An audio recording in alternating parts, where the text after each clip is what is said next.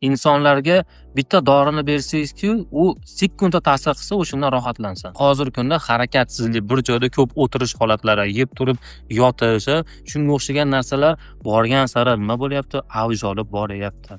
Birinchi o'rinda erkaklarda asosiy muammolardan biri bu prostatit, shamollar, jinsiy quvvatning pasayib ketishi, farzandsizlik darajasi 10 ta erkakdan 4 tasiga to'g'ri kelyapti. Tabiiylik yo'qolib ketyapti. Ilhomjon Navon, ya'ni shaxsan o'zim tabiiylikka, ya'ni tabobatga, tabiiylikka sizlarni undamoqchiman. Ximik narsalardan voz keching. Hozirgi kunda aynan siz uchun men tabiiy giyohlardan, prostatit muammolaridan 60 yosh bo'lasizmi, 40 yosh bo'lasizmi, farqi yo'q.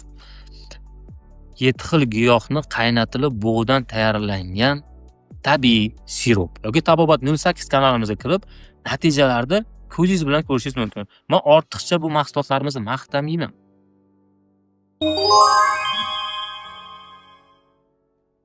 Yigirma birinchi asr harakatsizlik asri, komfort asriga biz uje kirib keldik desak ham bo'laveradi. Chunki ishi tagiga biz taksi chaqiryapmiz. Hattoki taksi 10 metr nariyada bo'lib ketsa ham biz nima qilyapmiz? Taksiga urushib beryapti. Taksilarga ba'zida o'tirib qolamanda, yo'lda nariyada bo'lsa o'zim o'taman. Va o'sha taksilarda xafa bo'lishadi odamlarni. Hozir shunaqangi insonlar ko'tarib olib chiqib qo'ymayapman xolos deyapti-da. Taksilar shunday ko'tarib turib uyga shunday qo'yib qo'ymayapman xolos. Odamlar shunaqangi inja bo'lib ketganki, oldinlari 1 kilometrga piyoda borib kelishgan deydi. Eshik tagiga kelishni xohlaydi taksi deydi-da. Bu bilan nima demoqchiman? Insonlar uje komfortga kirib boryapti.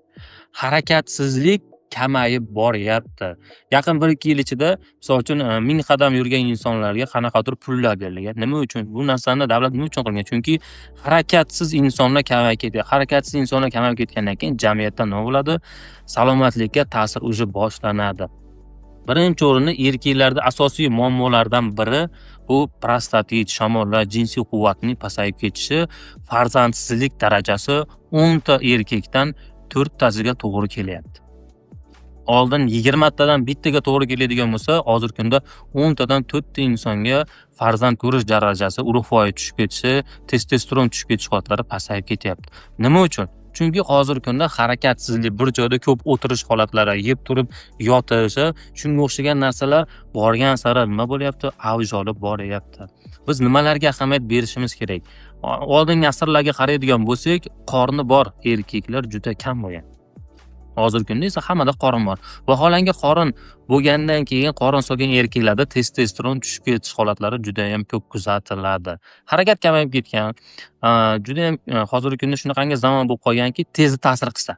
Insonlarga bitta dorini bersangizki, u sekundda ta'sir qilsa, o'shandan rohatlansin. Odamlar uje fikri aynan sabrga yetmasdan tezlashib ketyapti. Shuning uchun hozirgi kunda 20 yosh, 25 yoshli yosh bolalar ham bizga murojaat qilyapti. Urug' foizi pasayib ketgan. Nima iste'mol qilgansizda oldinlari pasayib ketgani hisobiga shu ayolim oldida o'zimni ko'rsatish uchun quvvat dori iste'mol qilganman degan holatlar juda ham ko'p bo'lyapti. Yana bitta narsani eshitganmiz, albatta bu ham fakt, bu yolg'on emas.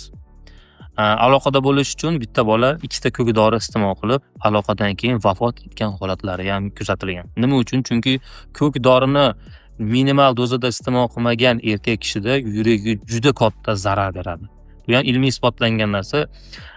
Ko'k dorini ko'p iste'mol qilgan insonlarda yurak kasalliklari avj olyapti hozir. Yurakka stent qo'yish, yurak muammolari, davleniyani o'ynab tushishi, davleniya muammolariga juda ham ko'pchilik bosh og'riqlariga duchor bo'lyapti. Tabiiylik yo'qolib ketyapti. Ilhomjon Navon, ya'ni shaxsan o'zim tabiiylikka, ya'ni tabobatga, tabiiylikka sizlarni undamoqchiman. Ximik narsalardan voz keching. Hozirgi kunda aynan siz uchun men tabiiy giyohlardan, boshingizni og'ritmaydigan, jigarga zarar bermaydigan ximikatlarsiz prostatit muammolaridan 60 yosh bo'lasizmi, 40 yosh bo'lasizmi, farqi yo'q. 7 xil giyohni qaynatilib bug'dan tayyorlangan tabiiy sirop. Kichkina plakativ bor, bemalol orqasini o'qishingiz bo'ladi. Giyohlarni qaynatilib katta bochkada uni chiqqan bug'dan tayyorlangan sirop. Shamollash, prostatit, adenomalarga juda ham yaxshi yordam beradi. O'zim iste'mol qilyapman, hozirdan juda ham yaxshi foyda beryapti va undan tashqari agar farzandsiz bo'ladigan bo'lsangiz, maxsus xurmo changi, chimchiq talqonadan 22 xil giyohdan mix qilib tayyorlangan maxsus bizni zakazga tayyorlab beradigan bizni tabiiy faqat tabiiy narsa, ximikatlarsiz tayyorlab beriladi. Asalga aralashtirib mana rasmini qo'yib qo'ydim. Mana xuddi shunaqa ko'rinishda bo'ladi. Araq asali va 22 xil giyohni terma aralashmasi bo'ladi.